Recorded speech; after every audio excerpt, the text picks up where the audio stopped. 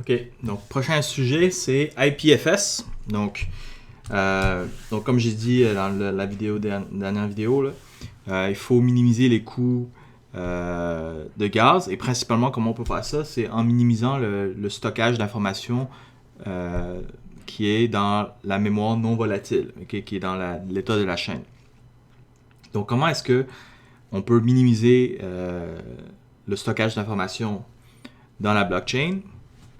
Donc, une façon principale, c'est de pas, si on a beaucoup d'informations comme des fichiers ou des choses comme ça, au lieu de les enregistrer directement dans la blockchain, ce qui est genre même enregistrer des mégabytes d'informations peut coûter des centaines de dollars.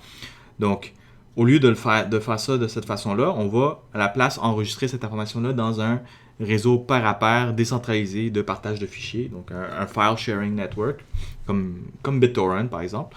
Et à ce moment-là, ce qu'on va faire, c'est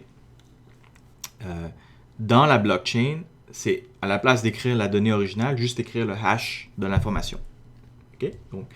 Donc ça permet de sauver beaucoup de coûts de stockage. Donc comment ça fonctionne avec Ethereum? Ethereum utilise, donc un exemple d'un système de partage de fichiers qui est populaire avec Ethereum, c'est IPFS. Donc le nom complet, c'est Interplanetary File System. Donc ça, c'est un réseau pair à pair décentralisé. C'est pas un blockchain, c'est comme un réseau de partage de fichiers là, comme Gnutella, des choses comme ça.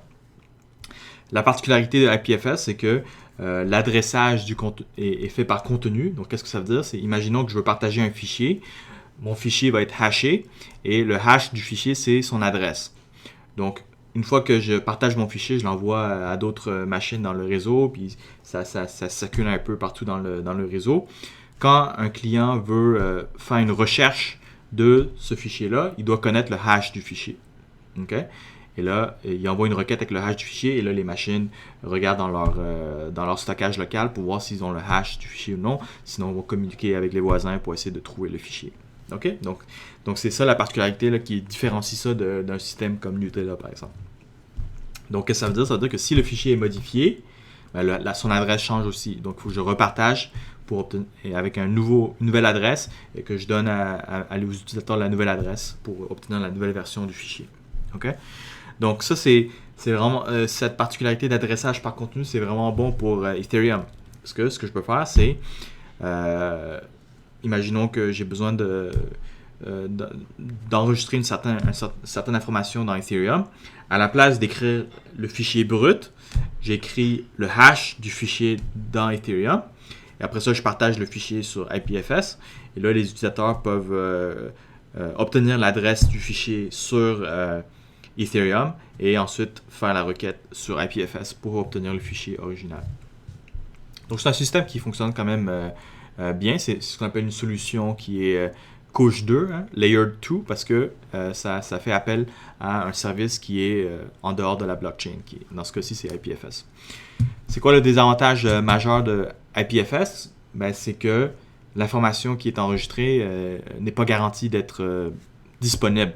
D'accord? Donc, l'intégrité est garantie, parce que l'adressage se fait par le contenu. Donc, si le fichier est modifié ou quoi que ce soit, ben le hash n'est pas pareil. Donc, à ce moment-là, c'est facile de vérifier là, que ce n'est pas la bonne information.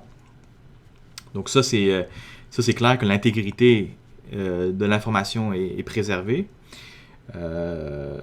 Mais ce qui n'est pas garanti, c'est la disponibilité. C'est-à-dire que c'est possible là, que les fichiers disparaissent du réseau de IPFS. Okay? Il n'y a pas nécessairement là, de protocole qui assure là, l'immuabilité, la disponibilité constante de tous les fichiers. Puis en réalité, ce qui se passe, c'est peut-être après 24 heures ou 48 heures, ton fichier disparaît, à moins que tu utilises un mécanisme qui s'appelle le pinning, qui te permet donc de payer, encourager les nœuds à conserver un fichier en vie. Mais évidemment, ça coûte de l'argent. Okay? Donc, vraiment, le désavantage, c'est la disponibilité, mais la sécurité est quand même préservée parce que le hash est sur Ethereum, le hash est immuable.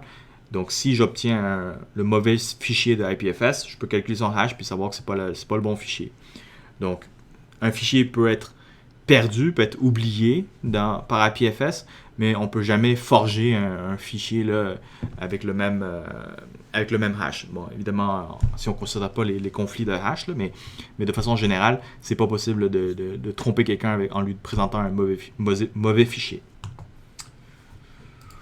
OK, donc ça c'est un diagramme qui vous montre le processus là, pour utiliser IPFS. OK, donc le owner qui ici là, le owner du contrat intelligent donc met le fichier sur IPFS, obtient le hash du fichier et par la suite donc va pouvoir écrire l'information sur la blockchain et ensuite donc permettre là, aux utilisateurs de réobtenir le fichier original sur IPFS. Bon, ici, ça explique là, que on peut faire un peu plus on peut aussi ajouter de l'encryption, diviser le fichier en secret shares, donc en secret, puis diviser les secrets là, pour avoir un peu plus là, de confidentialité essentiellement là, pour l'information. OK. Un autre aspect là, pour la vérification de votre code, OK, vous pouvez utiliser des outils comme SmartCheck ici. Donc, il y a toutes sortes d'outils qui existent là, sur Internet. Vous pouvez ajouter votre code Solidity à l'intérieur, puis l'outil automatique va déterminer s'il y a des failles de sécurité dans votre code ou s'il y a par exemple là, des bouts de code là, qui pourraient être optimisés pour réduire le coût du contrat. OK? Donc, ce genre d'outil est vraiment utile là, pour valider son code, ce qui est vraiment important là, pour Ethereum parce que déployer un contrat, ça coûte beaucoup d'argent. Donc, si vous déployez un contrat puis le contrat n'est pas bon, il y a un bug ou quoi que ce soit, ben la version du contrat qui a un bug va être là à tout jamais. Hein. Vous pouvez la détruire, mais sinon, de façon générale, elle reste dans le système. Et vous n'avez pas le choix de déployer un nouveau contrat là, avec le fixe. Donc, c'est mieux de s'assurer là, que le code est correct avant de le déployer.